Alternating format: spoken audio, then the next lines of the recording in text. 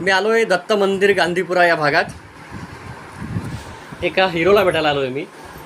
हो, सैनिक हा देशाचा हिरो असतो आणि मी भेटायला आलो आहे संजय सीताराम चव्हाण, ज्याची BSFमध्ये बाँड्री सिक्युरिटी फोर्समध्ये निवड झाली आहे आणि तो 11 महिन्याच्या प्रशिक्षणानंतर आज एरंडोलला आला आहे. माझ्यासोबत आहेत त्याचे वडील सीताराम मिठाराम चव्हाण आणि त्याच्या आई आहेत माझ्यासोबत सुंदरबाई चव्हाण.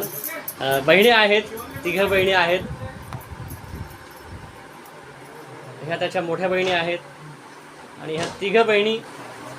हा जो परिवार आहे आपण पाहतोय, सर्व परिवारातील सर्व नातलग या ठिकाणी आलेले आहेत आणि सर्वांना आज मस्तपैकी छान मेजवानी आहे, भोजन आहे.